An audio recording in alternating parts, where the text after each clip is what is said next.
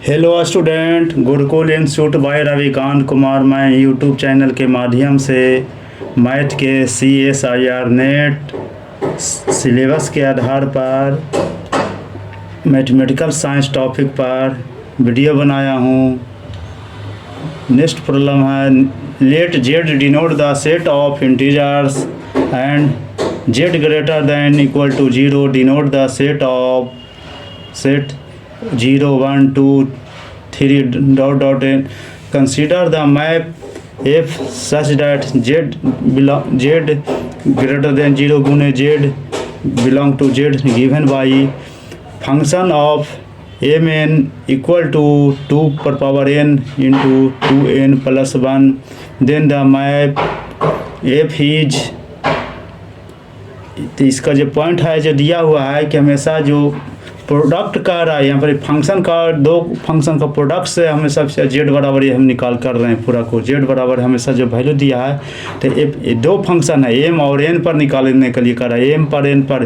तो हमेशा जो फंक्शन है देखिए तो प्रोडक्ट का जाता है, ये हमेशा जो प्रोडक्ट है तब प्रोडक्ट वन फंक्शन के यहाँ पर के बारे में बताया जा रहा है हमेशा कि। और यहाँ पर एक और पॉइंट दिया गया हमेशा कि देखिए Z denote the set of integers, यहीं से पकड़ेंगे क्वेश्चन को। देखिए दिया है, क्वेश्चन में दे दिया है और इंटीजर्स का मान हमेशा सेट में दे दिया 0 1 2 3 पर दिया है हमेशा। अब इसी पर हमेशा कैसा मैप जाएगा तो अब यहाँ पर लिख दिया है कंसेप्ट में यहाँ पर इस जगह पर कि सेट ऑफ इंटीजर्स होता है जो हमेशा क्लोज्ड होता है लेकिन नॉट बाउंडेड।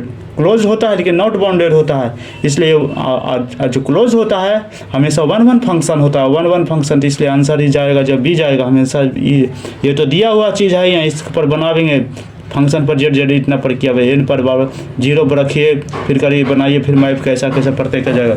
लेकिन हम यहाँ से निकाल रहे हैं सेट ऑफ इंटीजर्स पर निकाले। सेट ऑफ इंटीजर्स होता है जो हमेशा जो क्लोज होता है, इसलिए वन फंक्शन आ गया।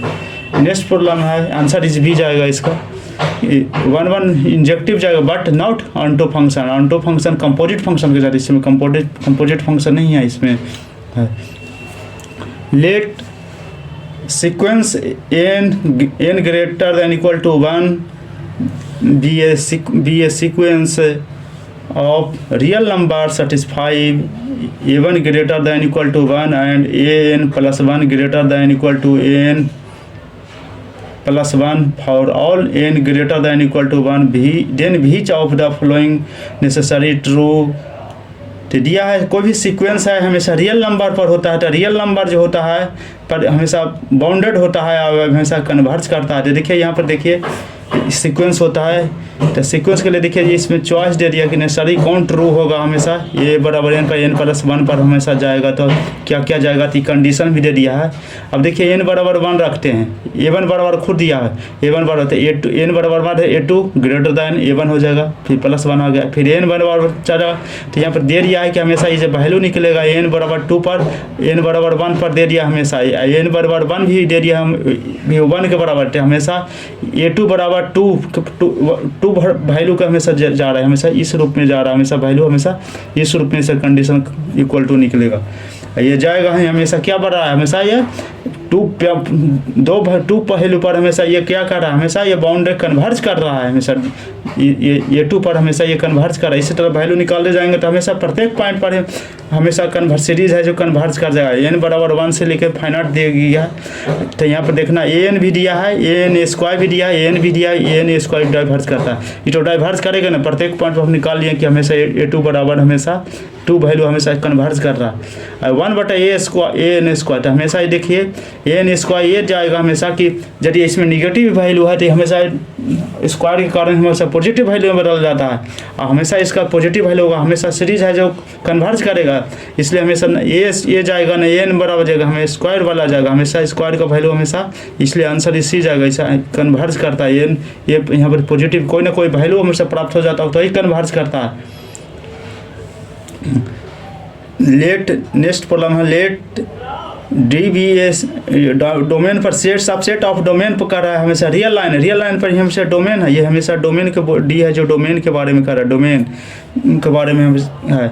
रियल लाइन होता है जब हमेशा डोमेन पर सबसेट होता है। Consider the assertion every infinite sequence in domain has D has subsequence which converge in D, domain पर ही हमेशा सब सीक्वेंस है जो कन्वर्ज कर, कोई भी इनफाइनाइट सीक्वेंस है जो कन्वर्ज करता है जो डोमेन पर, डोमेन होता है ये हमेशा खुद है जो सब सीक्वेंस को कन्वर्ज करता है।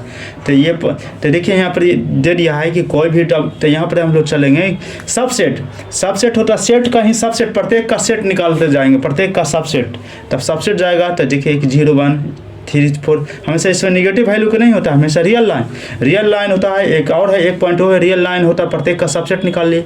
दूसरा हुआ कि हमेशा दूसरा पॉइंट पर हम कर लेंगे कि कोई भी सबसेट का रियल लाइन होता हुआ हमेशा लिख दिए कनेक्टेड सेट होता है, कनेक्टेड सेट ही होता है जो ओपन एंड क्लोज दोनों होता है, ओपन सेट भी होता है क्लोज पर भी, दोनों पर हम यूनियन का निकालते हैं, क्लोज पर करते हैं हमेशा।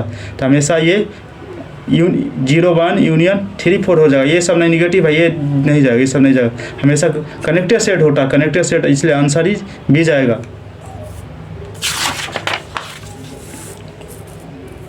नेक्स्ट प्रॉब्लम है फंक्शन सच दैट 0 फाइनाइट है से R तक रियल इमेजिनरी रियल पर वैल्यू पर यूनिफॉर्म कंटिन्यूअस कह रहा है, देन अब ये इसका वैल्यू है 0 इन्फिनिटी फाइनाइट पर निकालना है, ओपन इंटरवल दिया है। तो ओपन इंटरवल में होता है कि एवरी पॉइंट एवरी जो डोमेन पर जो दिया है 0 इन्फिनिटी दिया है, ओपन इंटरवल हमेशा तो जो डोमेन पर यह काम करेगा नहीं, हमेशा क्लोज बाउंड होता है, डोमेन पर कार्य करता है।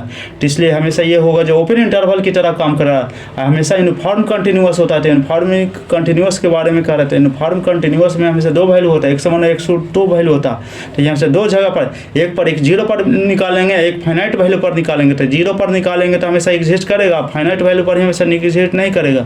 यही है इसका यूनिफॉर्म कंटिन्यूअस होता है, हमेशा इसका x1 और x2 हमेशा 2 वैल्यू पर निकालते, x1 और x2 पर ही निकालते, 2 वैल्यू पर लेके चलते हैं कि तो प्रत्येक पर हम निकाल लेंगे। तो दोनों का हमेशा ये डोमेन पर काम नहीं करेगा, ये डोमेन है जो 0 इनफाइनाइट है, जो हमसे क्लोज इंटरवल ही है, ओपन इंटरवल पर है होना चाहिए, दिया गया, इसलिए आंसर फिर ये भी पॉइंट लिख दिए एग्जिस्ट करता है इसका 0 इन्फिनिटी पर।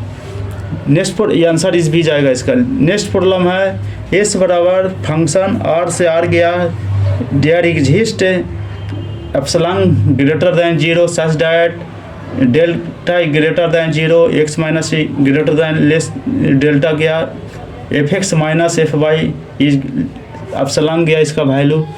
तो इसके निकालने के लिए ये देखिए इस थ्योरी दे दिया है कि कोई भी 1 फंक्शन दे दिया है उस पर एग्जिस्ट करता है, ये हमेशा ये सब है जो हमेशा दिया बाउंडेड का पहचान है, ये बाउंडेड क्या देखिए ये एप्सिलॉन है, एप्सिलॉन कहीं भी होता है जो वैल्यू होता है जो क्लोज पर काम करती है, एप्सिलॉन होता है, एप्सिलॉन का मान जितना बड़ा होगा उसका नेबरहुड उतना बड़ा होगा, जब नेबरहुड बड़ा होगा तो हमेशा क्लोज होगा और बाउंडेड होगा। ये हमेशा ये x minus infinity x plus infinity हमेशा इस ढंग से ये बाउंड बनातेगा, प्रत्येक सेंटर पर यहाँ नेबरहुड काम करे, NST नेबरहुड लिख देते हैं, नेबरहुड प्रत्येक पर, इसलिए ये हमेशा ये बाउंडेड होता है। इस प्रत्येक कितना ढंग से पकड़ने के लिए दे दिया कि हमेशा फंक्शन है, फंक्शन दे दिया एप्सिलॉन है, तो एप्सिलॉन का मान होता है हमेशा क्लोज में जाता है, क्लोज में निकालेंगे। अब फिर एग्जिस्ट करता है इस पॉइंट पर डेल बराबर 0 पर हमेशा, तो हमेशा ये देखिए ये बाउंडेड का पहचान, बाउंडेड है तो हमेशा ये जितना एप्सिलॉन का मान बड़ा होगा उतना बड़ा नेबरहुड होगा, उतना लार्ज होगा तो हमेशा क्लोज और बाउंडेड होगा।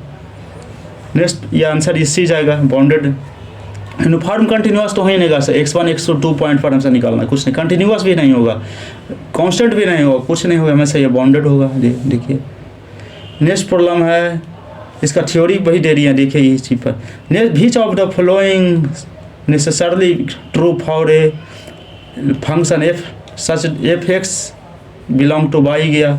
अब इसको देखिए नेसेसरी पर कंडीशन पर हमसे ट्रू कह रहा है, फंक्शन यदि दिया है तो ना ये फंक्शन के दे दिया है। अब फंक्शन में देखिए F is injective there exist G Y इतना गया, सच द जी इतना हो गया। तो देखिए ये कंपोजिट फंक्शन है, तो कंपोजिट फंक्शन होता है जो इंजेक्टिव मीन्स 1 फंक्शन, ये 1 फंक्शन नहीं होगा, इसमें हो ही नहीं सकता, बाई कंपोजिट नहीं, कैंसिल हो गया। If F is surjective there exist G by X पर गया सच डैट। देखिए फंक्शन है एक्स बाई पर, यहाँ पर जी बाई से निकाल रहा है, तो हमेशा ये ऑन्टो फंक्शन सर्जेक्टिव होता है, जो अंटो फंक्शन होता है कंपोजिट फंक्शन हमेशा इन्वर्स कर देता है, तो हमेशा इसका वैल्यू है हमेशा जी बाई हो गया, ये कंपोजिट फंक्शन जी बाई पर करे ये कंपोजिट फंक्शन ये सर्जेक्टिव होता है, या कंपोजिट फंक्शन या ऑन्टो फंक्शन ये सर्जेक्टिव होगा, आंसर इज बी जाएगा। और देखिए एफ और है, F he surjective by countable, ये नहीं काउंटेबल नहीं है, सर्जेक्टिव होता है ये भी नहीं जाएगा, अनकाउंटेबल, आंसर इज बी जाएगा। चैनल को सब्सक्राइब करें एवं वीडियो को दोस्त के साथ शेयर करें।